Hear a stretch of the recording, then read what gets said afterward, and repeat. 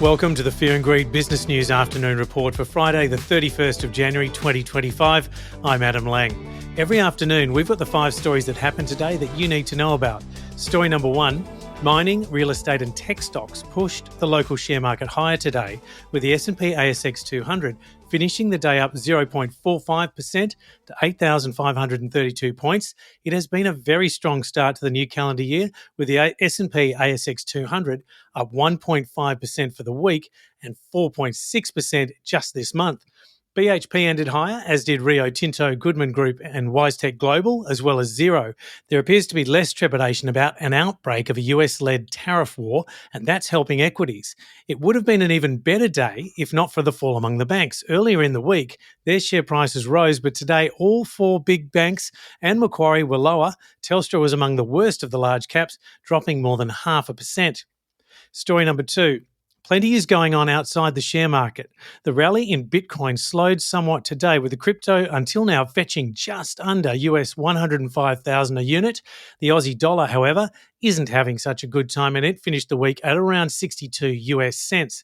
Certainly, bond markets are still pricing in a rate cut in the middle of next month in Australia, with all 4 big bank chief economists now calling for a cut.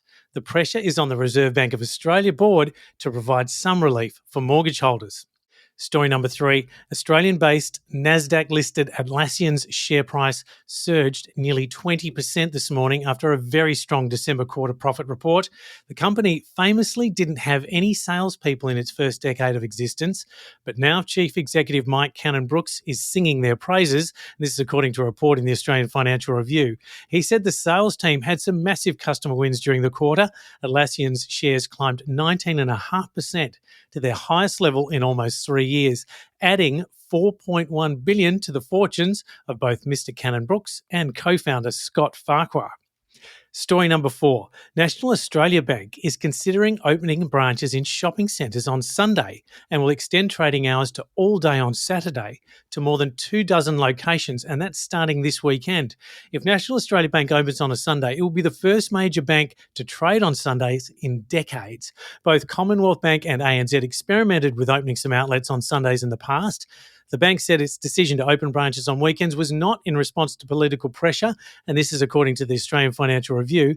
Instead, it is in the hope of increasing customer satisfaction scores after positive feedback from trials. Labor and the Coalition have pushed banks to keep branches open, although that effort has really been focused on keeping country sites operating. The last time there was significant competition at bank branches on weekends was in 2007, when Commonwealth Bank said it would open some on Sundays, and at the time ANZ operated 2 branches on Sundays. CBA and Westpac still operate a handful of branches on Saturdays, and National Australia Bank has 12 and will now increase that number by 17. And story number 5, ResMed boss Mick Farrell said the new Trump administration could be a tailwind for the company, likely locking in a supportive taxation environment while potentially imposing tariffs which would disproportionately hit its competitors. Mr. Farrell said, speaking both as chief executive of ResMed and as chair of the industry lobby group AdvaMed, he would prefer that medical devices be carved out of any tariff regimes should they be implemented, and this is according to a report in The Australian.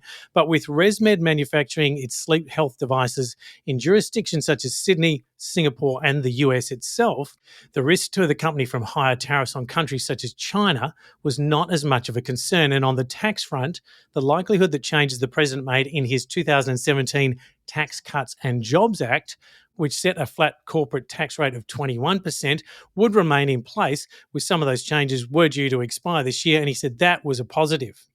And that's it for the afternoon report for Friday, the 31st of January 2025. Make sure you hit follow on the podcast. We'll be back tomorrow morning with the weekend edition of Fear and Greed Business News. I'm Adam Lang. Enjoy your evening.